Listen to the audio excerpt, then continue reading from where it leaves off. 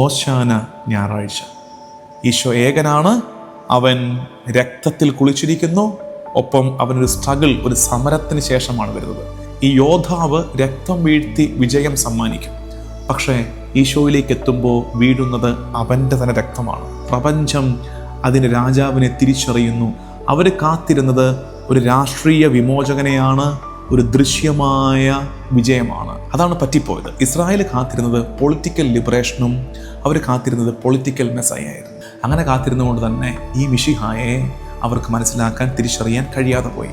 ആ ജനക്കൂട്ടത്തിന് പറ്റിയ അപകടം നമ്മുടെ ആത്മീയ ജീവിതത്തിൽ, നമ്മുടെ ക്രിസ്തീയ ജീവിതത്തിൽ നമുക്ക് സംഭവിക്കാതിരിക്കാൻ ജാഗരൂകതയോടെ ആയിരിക്കണമെന്ന് ഓശാന തിരുനാൾ നമ്മെ ഓർമ്മിപ്പിക്കുന്നുണ്ട്. എന്താണത്? ഇന്ന് സ്തുതിഗീതങ്ങൾ ആലപിച്ചവർ നാളെ അവനെ തള്ളിപ്പറയുന്നു. ഈ പ്രശ്നപരിഹാരകനായ ദൈവത്തെ മാത്രം നമ്മൾ തേടുമ്പോൾ ഓശാനയുടെ സ്തുതിഗീതങ്ങളിൽ നമ്മൾ ഉടക്കി നിൽക്കുകയാണ്. ഇതിനപ്പുറത്തേക്കൊരു യാത്രയുണ്ട്. ആ യാത്രയിൽ ദൈവത്തെ തള്ളി പറയുന്നവരുടെ ഗണത്തിൽ നമ്മൾ എണ്ണപ്പെട്ടു പോകരുത്.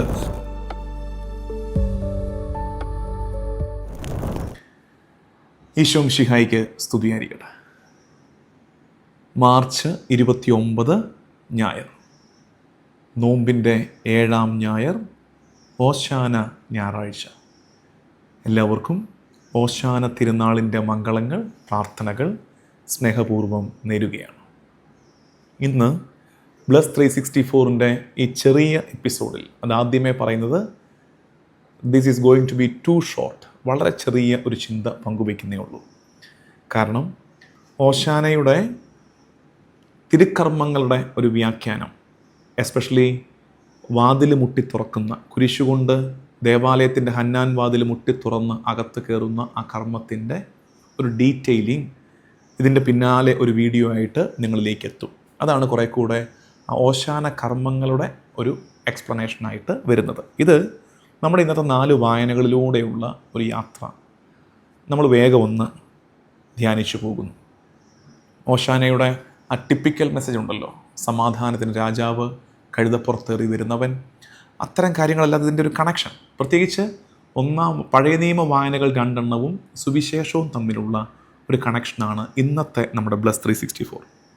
1-ാം വായന പുറപ്പാട് പുസ്തകം 15-ാം അധ്യായം 1 മുതൽ 3 വരെയുള്ള വാക്യങ്ങൾ, 11 മുതൽ 15 വരെയുള്ള വാക്യങ്ങൾ, 20, 21 വാക്യങ്ങൾ. ഒരു വല്ലാത്ത ക്രമീകരണമാണ്. അത്രയുമാണ് 1-ാം വായന.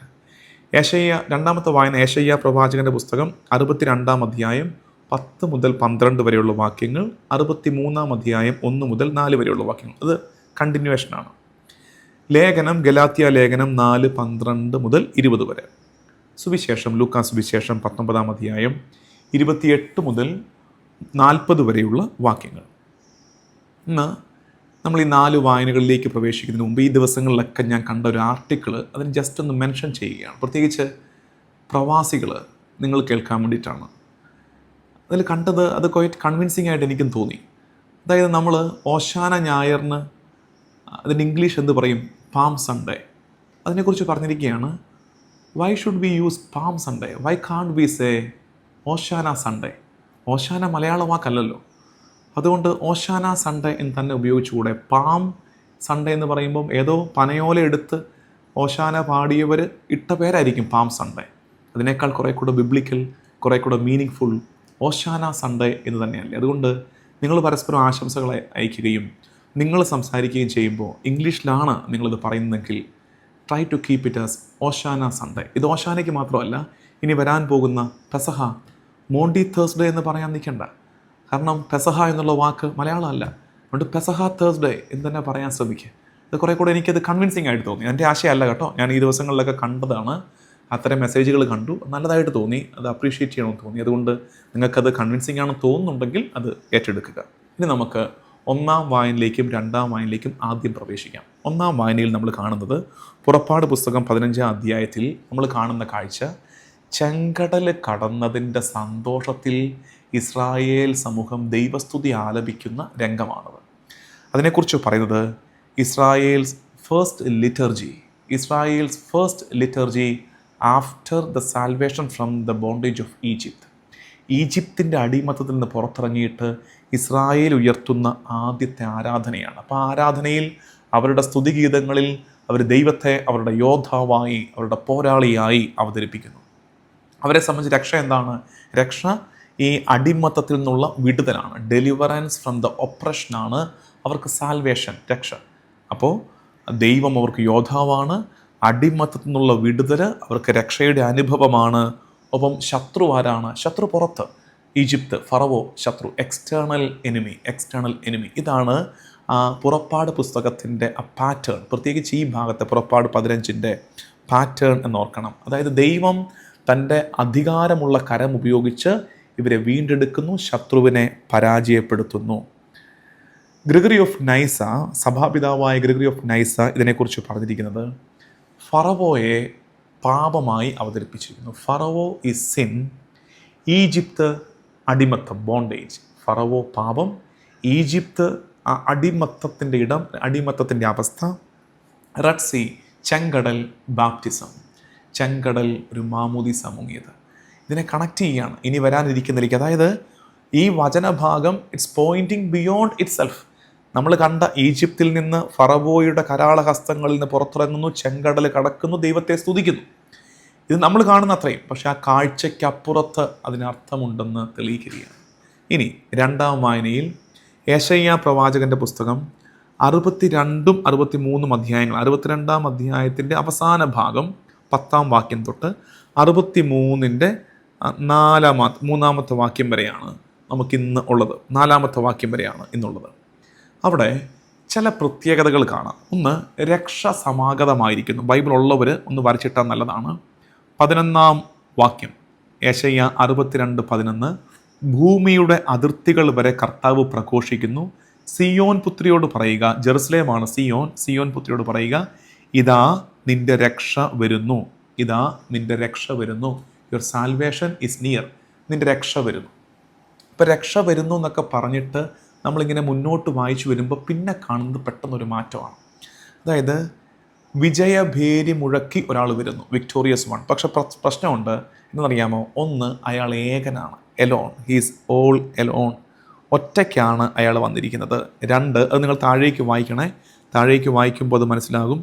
മുന്തിരിച്ചക്കൻ, 3-ാമത്തെ വാക്യം 63:3, മുന്തിരിച്ചക്ക് ഒറ്റയ്ക്ക് ചവിട്ടി, ജനതകളിൽ ആരും എന്നോടൊപ്പം ഉണ്ടായിരുന്നില്ല.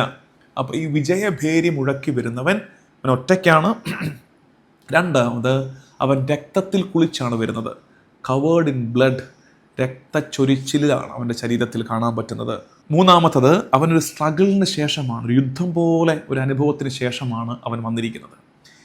ഇത്രയും കാര്യം മനസ്സിലാക്കുക. ഈശോയിലേക്ക് വീണ്ടും നിഴൽ വീഴുകയാണ്, ഈശോയിലേക്ക് വെളിച്ചം വീഴുകയാണ്. ഇത് നിഴലാണ്. ഈശോ ഏകനാണ്, അവൻ രക്തത്തിൽ കുളിച്ചിരിക്കുന്നു, ഒപ്പം അവനൊരു സ്ട്രഗിൾ, ഒരു സമരത്തിന് ശേഷമാണ് വരുന്നത്. യെശയ്യായുടെ അവതരണവും ഈശോയുമായിട്ടൊരു റാഡിക്കൽ ഡിഫറൻസ്. ഇവിടെ മറ്റുള്ളവരുടെ രക്തമാണ് വീഴുന്നതെങ്കിൽ, ഇവൻ്റെ ദേഹത്ത് പറ്റുന്നതെങ്കിൽ, ഈശോയിലേക്ക് എത്തുമ്പോൾ സ്വരക്തമാണ്, സ്വന്തം രക്തമാണ് അവൻ്റെ ശരീരത്തെ പൊതിയുന്നത്. ഒരു ഷിഫ്റ്റ് വരികയാണ് ഈ 2 ഇടങ്ങളിൽ നിന്ന്. ഈ 2 ഇടങ്ങളിൽ പഴയ നിയമത്തിൽ വിജയം നൽകുന്ന യോദ്ധാവായ ദൈവത്തിൻ്റെ പ്രത്യേകത, അവൻ ശത്രുക്കളെ പരാജയപ്പെടുത്തുന്നു, അവൻ രക്തം വീഴ്ത്തുന്നു. അതായത് ഈ യോദ്ധാവ് രക്തം വീഴ്ത്തി വിജയം സമ്മാനിക്കും. പക്ഷേ ഈശോയിലേക്ക് എത്തുമ്പോൾ വീഴുന്നത് അവൻ്റെ തന്നെ രക്തമാണ്. പഴയ നിയമത്തിൽ വിക്ടറി ഓവർ എനിമീസ്, ശത്രുക്കൾക്ക് മേൽ വിജയമാണെങ്കിൽ, പുതിയ നിയമത്തിൽ വിക്ടറി ത്രൂ സഫറിങ്, സഹനത്തിലൂടെ വിജയഭേരി മുഴക്കുകയാണ്. സെയിൻറ്റ് ജെറോം ഇതിനെക്കുറിച്ച് പറയുന്നത്, ഹീസ് റെഡ്. ഇവിടെ പറയുന്നുണ്ട്, ചുവപ്പാണ് ഇയാളുടെ നിറം. ഈ വിജയഭേരി മുഴക്കുന്നത് ഇങ്ങനെയാണത്, രക്താംബരം ധരിച്ച്. 63:1, രക്താംബരം ധരിച്ച് ബെസ്രായിൽ നിന്ന് വരുന്നത് ആര്? പിന്നെ താഴേക്ക് വരുമ്പോൾ 2-ാമത്തെ വാക്യം, നിന്റെ വസ്ത്രം ചമന്നിരിക്കുന്നത് എന്തുകൊണ്ട്? നിന്റെ വസ്ത്രം ചമന്നിരിക്കുന്നത് എന്തുകൊണ്ട്? ജെറോം പറയുകയാണ്, he's red not with the blood of others but with his own. അവൻ ചമന്നിരിക്കുന്നത് മറ്റുള്ളവരുടെ രക്തം കൊണ്ടല്ല, മറിച്ച് സ്വന്തം രക്തം കൊണ്ട് തന്നെ അവൻ ചുമന്നിരിക്കുന്നു. അപ്പോൾ പഴയ നിയമത്തിലെ ഈ വിജയ സങ്കല്പവും പഴയ നിയമത്തിലെ രാജാവ് സങ്കല്പവും മെല്ലെ ഇനി സുവിശേഷത്തിലേക്ക് എത്തുമ്പോൾ മാറാൻ പോവാണ്. അതിനാണ് ഈ പഴയ നിയമത്തിൽ 2 വായനകൾ ഇന്ന് പ്രത്യേകം ഹൈലൈറ്റ് ചെയ്തത്. ലേഖനം ഗലാത്യ ലേഖനമാണ്. അവിടെ പൗലോസ് ലീഹ ജനത്തോട് പറയുന്നു, മിശിഹായെ സ്വീകരിച്ച പോലാണ് നിങ്ങൾ എന്നെ സ്വീകരിച്ചത്. നിങ്ങളിൽ മിശിഹ ധരിക്കുന്നത് വരെ, മിശിഹ ജനിക്കുന്നത് വരെ ഞാൻ നിങ്ങൾക്ക് വേണ്ടി ഈറ്റുനോവ് അനുഭവിക്കുന്നു എന്നൊക്കെ പറയുന്ന ഭാഗമാണ്. അത് നമ്മൾ ഇതിനോട് കഷ്ടപ്പെട്ട് കണക്ട് ചെയ്യാൻ നോക്കുന്നില്ല. 1-ാം വായന 2-ാം വായന പുറപ്പാട് പുസ്തകത്തിലെ വിജയഘോഷവും യെശയ്യായിലെ വിജയത്തിൻ്റെ രീതിയും. ഇനി ലൂക്കാസ് സുവിശേഷം 19 ഈശോയുടെ രാജകീയ ജെറുസലേം പ്രവേശനത്തിലേക്ക് നമുക്ക് വരാം. Jesus enters Jerusalem. അവിടെ നമുക്ക് ഈ പ്രൊസഷൻ കാണാം, പ്രൊക്ലമേഷൻ കാണാം, കിങ് രാജത്വം കാണാം. ഈ പ്രദക്ഷിണമുണ്ട്, ഈ യാത്രയുണ്ട്, ഈ ഏറ്റുപറച്ചിലുണ്ട്, ഈ രാജത്വത്തിൻ്റെ ഇമേജ് കാണാൻ പറ്റും. അപ്പോൾ ഫരിസേയർ ഈശോയെ തിരുത്തിയിട്ട് പറയുന്നുണ്ട്, നിൻ്റെ ശിഷ്യന്മാരോട് അടങ്ങിയിരിക്കാൻ പറ. അപ്പോൾ ഈശോ പറയുന്നൊരു മറുപടിയുണ്ട്, ഇവർ മിണ്ടാതിരുന്നാൽ കല്ലുകൾ ആർപ്പ് വിളിക്കും, കല്ലുകൾ ഏറ്റുവിളിക്കും. അതിൻ്റെ അർത്ഥം the creation is recognising the king, the whole cosmos, പ്രപഞ്ചം അതിൻ്റെ രാജാവിനെ തിരിച്ചറിയുന്നു എന്നതാണ് ഈശോ പറഞ്ഞതിൻ്റെ അർത്ഥം. പക്ഷേ മനുഷ്യകുലം, ഹ്യൂമാനിറ്റി മിസ്അണ്ടർസ്റ്റാൻഡ്സ് ഹിം. അവർക്ക് ഈശോയെ മനസ്സിലാക്കാൻ കഴിയുന്നില്ല. അവർ കാത്തിരുന്നത് ഒരു രാഷ്ട്രീയ വിമോചകനെയാണ്, ഒരു ദൃശ്യമായ വിജയമാണ്. അവർ കാത്തിരുന്നത് രാഷ്ട്രീയ വിമോചനവും ദൃശ്യമായ വിജയവുമാണ്. പക്ഷേ കർത്താവ് വന്നത് സഹിക്കുന്ന സഹനദാസനായും ഒപ്പം നിശബ്ദ രാജാവുമായാണ് അവൻ വന്നത്. ഇതാണ് തിരിച്ചറിയാൻ പറ്റാതെ പോയത്. എക്സഡസിൽ ശത്രുക്കൾക്ക് മേൽ, പുറപ്പാട് പുസ്തകത്തിൽ ശത്രുക്കൾക്ക് മേൽ അധികാരം, യെശയ്യായിൽ ഏകനാണ് എന്ന് പറയുമ്പോഴും മറ്റുള്ളവരെ തോൽപ്പിച്ച് രക്ഷയെടുക്കുന്നു. പക്ഷേ ലൂക്കായിലേക്ക്, പുതിയ നിയമത്തിലേക്ക്, സുവിശേഷത്തിലേക്ക് എത്തുമ്പോൾ എളിയ ദാസനായി, വിനയാന്വിതനായ രാജാവായി, സമാധാനത്തിൻ്റെ രാജാവായി, കുതിരപ്പുറത്ത് വരുന്ന യുദ്ധം ചെയ്യുന്ന യോദ്ധാവല്ലാതെ കഴുതപ്പുറത്ത് വരുന്ന കിങ് ഓഫ് പീസ്, സമാധാന രാജാവായി ഈശോ അവതരിക്കുന്നു. ഇനി ഞാൻ പറഞ്ഞില്ല, ഇത്രയേ ഉള്ളൂ. ഇതൊരു റാഡിക്കൽ ഷിഫ്റ്റ്. അവർ കാത്തിരുന്നത് പൊളിറ്റിക്കൽ മെസ്സയ്യ ആയിരുന്നേ. അതാണ് പറ്റിപ്പോയത്. ഇസ്രായേൽ കാത്തിരുന്നത് പൊളിറ്റിക്കൽ ലിബറേഷനും അവർ കാത്തിരുന്നത് പൊളിറ്റിക്കൽ മെസ്സയ്യ ആയിരുന്നു. അവർ പഴയ നിയമത്തിൽ കണ്ടിട്ടുമുണ്ട് അതിന് സമാനമായ കാഴ്ചകൾ. അപ്പോൾ അവരുടെ എക്സ്പെക്റ്റേഷനും അങ്ങനെയായി. അങ്ങനെ കാത്തിരുന്നുകൊണ്ട് തന്നെ ഈ മിശിഹായെ അവർക്ക് മനസ്സിലാക്കാൻ, തിരിച്ചറിയാൻ കഴിയാതെ പോയി. അതുകൊണ്ട് ഇന്ന് നമ്മൾ ഓശാന ആഘോഷിക്കുമുണ്ടല്ലോ, ഓശാനയുടെ ആ പതിവ് നമ്മുടെ പാട്ടുകളും സ്റ്റേറ്റസും നമ്മുടെ ഓശാനയുടെ ആ ഫീലും ഒക്കെ കഴിഞ്ഞിട്ട് അങ്ങോട്ട് മാറിയിരുന്ന് ഇനി പറയുന്ന കാര്യം, ഇത്രയും വചനം പറഞ്ഞു, ഇനി പറയുന്നത് കുറച്ച് പ്രാക്ടിക്കലാണ്, ഇനി പറയുന്ന കാര്യം ഗൗരവത്തോടെ ചിന്തിക്കണം. എന്ന് വെച്ചാൽ ഓശാന ഞായറാഴ്ച നമ്മുടെ മുമ്പിലൊരു ഡേഞ്ചറും കൂടെ കാണിച്ചിരുന്നുണ്ട്, ഒരു അപകടം കാണിച്ചത്. എന്താണെന്നറിയാമോ? ഈ ജനക്കൂട്ടത്തിന് പറ്റിയ അപകടം. ആ ജനക്കൂട്ടത്തിന് പറ്റിയ അപകടം നമ്മുടെ ആത്മീയ ജീവിതത്തിൽ, നമ്മുടെ ക്രിസ്തീയ ജീവിതത്തിൽ നമുക്ക് സംഭവിക്കാതിരിക്കാൻ ജാഗരൂകതയോടെ ആയിരിക്കണമെന്ന് ഓശാന തിരുനാൾ നമ്മെ ഓർമ്മിപ്പിക്കുന്നുണ്ട്. എന്താണത്? ഇന്ന് സ്തുതിഗീതങ്ങൾ ആലപിച്ചവർ നാളെ അവനെ തള്ളിപ്പറയുന്നു. ഇന്ന് ഓശാന ഗീതങ്ങൾ ആലപിച്ചവർ നാളെ അവനെ റിജക്റ്റ് ചെയ്യുകയാണ്, അവനെ തള്ളിപ്പറഞ്ഞു കളയുകയാണ്. ആ അപകടം നമ്മുടെ ജീവിതത്തിൽ വരാതിരിക്കണം, അതിന് ശ്രദ്ധയുണ്ടാകണം. അതായത് what we want is a God who solves our problems. നമുക്ക് വേണ്ടത് നമ്മുടെ പ്രശ്നങ്ങളുടെ പരിഹാരകനായ ഒരു ദൈവത്തെയാണ്, അല്ലാതെ നമ്മളോട് കീഴടങ്ങാൻ, a God who asks for surrender, നമ്മളോട് ദൈവിക പദ്ധതിക്ക് കീഴടങ്ങി നിൽക്കാൻ പറയുന്ന ഒരു ദൈവത്തെ ആർക്ക് വേണം? നമുക്ക് വേണ്ടത് പ്രശ്നപരിഹാരകനായ ദൈവത്തെയാണ്. ഈ പ്രശ്നപരിഹാരകനായ ദൈവത്തെ മാത്രം നമ്മൾ തേടുമ്പോൾ ഓശാനയുടെ സ്തുതിഗീതങ്ങളിൽ നമ്മൾ ഉടക്കി നിൽക്കുകയാണ്. ഇതിനപ്പുറത്തേക്കൊരു യാത്രയുണ്ട്. ആ യാത്രയിൽ ദൈവത്തെ തള്ളിപ്പറയുന്നവരുടെ ഗണത്തിൽ നമ്മൾ എണ്ണപ്പെട്ടു പോകരുത്. അപ്പം നമ്മുടെ ദൈവം വിജയം നൽകുന്ന യോദ്ധാവാണ്, പ്രശ്നപരിഹാരകനാണ്, ഒക്കെ ശരിയാണ്. പക്ഷെ അതോടൊപ്പം തന്നെ അവൻ നമ്മളോട് ദൈവതിരഹിതത്തിന് മുമ്പിൽ സറണ്ടർ ചെയ്യാൻ അവൻ ചെയ്തു കാണിച്ചു, നമ്മളോട് അത് ആവശ്യപ്പെടുന്നുമുണ്ട്. So the final question is, are we ready to accept a king who does not remove suffering but who transforms it? നിൻ്റെ ജീവിതത്തിൽ നീ കടന്നു പോകുന്ന സഹനങ്ങളെ എടുത്തു മാറ്റാത്ത ഒരു രാജാവിനെ അംഗീകരിക്കാൻ നിനക്ക് പറ്റുന്നുണ്ടോ? നിൻ്റെ ജീവിതത്തിൽ നീ കടന്നു പോകുന്ന നെരിപ്പോടിൻ്റെ അനുഭവത്തെ, ഞെരുക്കങ്ങളുടെ കാലത്തെ നൊമ്പരപ്പാടുകളെ എടുത്തു മാറ്റാത്ത ഒരു രാജാവിനെ അംഗീകരിക്കാൻ നിനക്ക് പറ്റുമോ? പറ്റില്ലെങ്കിൽ അന്ന് അവർക്ക് പറ്റി അതേ പാളിച്ച നമുക്കും പറ്റുന്നുണ്ട്. ആ രാജാവ് ചെയ്യുന്നതിനറിയാമോ? ആ രാജാവ് എപ്പോഴും ഈ സഹനം എടുത്തു മാറ്റണമെന്നില്ല, മറിച്ച് ആ സഹനത്തെ രൂപാന്തരീകരിക്കാൻ കഴിവുള്ള, ആ സഹനത്തിലൂടെ ഒരു മാറ്റം നമ്മുടെ ജീവിതത്തിലും ചുറ്റുപാടും കൊണ്ടുവരാൻ കഴിവുള്ള ഒരു ദൈവമാണ്. He is not just the one who removes your suffering, but who transforms your suffering. സഹനങ്ങളെ രൂപാന്തരപ്പെടുത്തുന്ന ദൈവത്തെ തിരിച്ചറിയണേ. അപ്പോൾ ഫൈനൽ ക്വസ്റ്റ്യനിലേക്ക് വീണ്ടും വരുന്നു. ഇതാണ് അവസാനത്തെ ചോദ്യം. Will you follow me when the palms fall and the cross rises? ഇതാണ് കർത്താവ് ഓശാന തിരുനാളിന് ഇന്ന് കുരുത്തോലയും കരങ്ങളിലേന്തി ഓശാന പാടി കുരുത്തോല സന്തോഷത്തോടെ ഭവനങ്ങളിലേക്ക് കൊണ്ടുവരുന്നവരോട് കർത്താവ് ഒടുക്കം ചോദിക്കുന്ന ചോദ്യം അതാണ്. നിന്റെ കരങ്ങളിലെ കുരുത്തോലകൾ താഴെ വീണ് ആ കയ്യിൽ കുരിശു കയറുന്ന കാലത്ത് നീ എന്നെ അനുഗമിക്കുമോ? കുരുത്തോല പിടിച്ച കാലത്ത് നീ പള്ളി ചുറ്റി പ്രദക്ഷിണം നടത്തി, നീ ഏറ്റുപാടി ഓശാന. പക്ഷെ ജീവിതത്തിൽ ആ കുരുത്തോല കയ്യിൽ നടന്നു വീഴുകയും നിന്റെ കയ്യിൽ നിന്റെ ജീവിത വഴിയിൽ കുരിശ് വരികയും ചെയ്യുന്ന കാലത്ത് നീ അന്നും എന്നോടൊപ്പമായിരിക്കുമോ? അതാണ് ചോദ്യം.